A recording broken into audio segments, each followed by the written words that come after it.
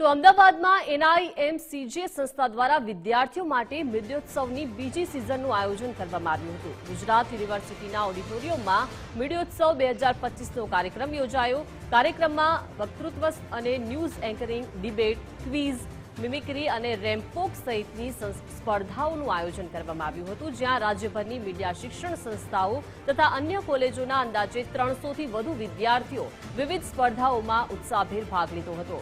મીડિયોત્સવ 2025ના ઉદઘાટન સત્રમાં જાણીતા ફિલ્મ મેકર અભિષેક જૈન મુખ્ય મહેમાન પદે હાજર રહ્યા હતા. આ ઉપરાંત ગુજરાત ફર્સ્ટ ન્યૂઝ ચેનલના હેડ ડોક્ટર વિવેક ભટ્ટ અને ગુજરાત યુનિવર્સિટીના નિયામક ડોક્ટર પાવન પંડિત અતિથિ વિશેષ પદે ઉપસ્થિત રહ્યા હતા.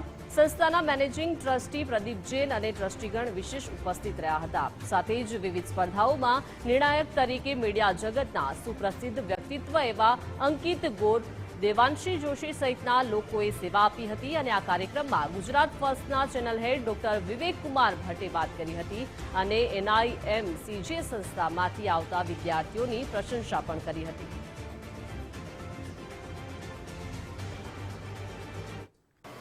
सिर्फ पत्रकारिता से काम नहीं चलेगा, टेक्नोलॉजी के साथ में बहु आयाम प्रतिभा आपके अंदर होनी चाहिए.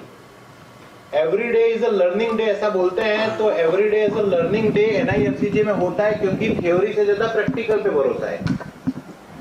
उनकी लैब्स मैंने देखी हैं, उनके कार्यक्रम्स मैंने देखे हैं, और जो स्टूडेंट हमारे यहाँ पे इंटर्नशिप करने आते हैं उन पे ज्यादा मेहनत नहीं करनी होती है. ये सबसे बड़ी बात है. बेसिक क्लियर है, अब सिर्फ उन्हें रेगुलर ढांचे में ढालना है, और यही बात है और यही सबसे बड़ी खासियत है कि NIMCJ से निकले हुए हर बच्चे को एक परफेक्ट प्लेसमेंट मिला हुआ है.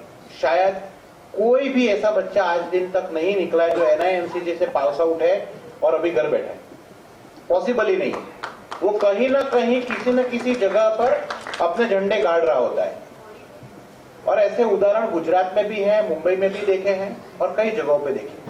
અને એમાં ગયા વર્ષે અમે માત્ર અમદાવાદની કોલેજીસને આમંત્રણ આપેલું, પણ આ વર્ષે અમે સમગ્ર ગુજરાતની બધી જ મીડિયા ઇન્સ્ટિટ્યૂટ્સ અને અન્ય કોલેજીસને પણ આમંત્રણ આપ્યું.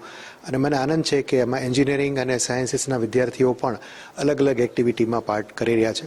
એમાં એલોક્યુશન છે, ડિબેટ છે, એડમેડ છે, રેમ્પ વોક છે, અને 2 થી 3 અલગ અલગ મીડિયા ઓરિએન્ટેડ વર્કશોપ્સ પણ અહીં થવાના છે.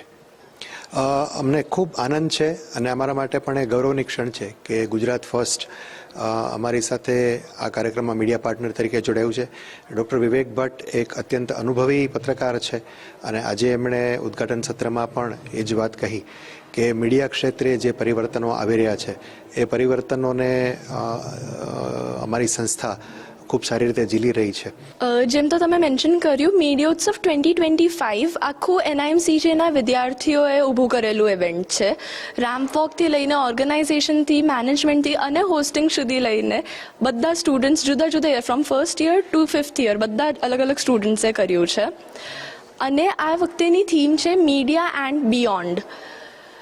બિયોન્ડ એટલે શું? મીડિયાના રિલેટેડ જ્યારે તમને કોઈને પૂછવા જશો તો કાં તો પત્રકારિતા કહેશે અથવા ફિલ્મ મેકિંગ કહેશે. કોમન માસીસને એનાથી વધારે મીડિયાની નોલેજ નથી. પણ અમારું NIMCJનું આ વખતે મોટિવ છે કે અમે લોકો એમને ઇન્ફોર્મ કરીએ કે મીડિયા એટલે તમે કોઈ પણ ક્રાઉડ સાથે જ્યારે કમ્યુનિકેટ કરો, જ્યારે ઇન્ફોર્મેશન મોટા માસીસને તમે મોકલી શકો, that is a form of media. એ ભલે રેમ્પ વોક હોય કે મીમ હોય ઓર ન્યૂઝ એન્કરિંગ હોય.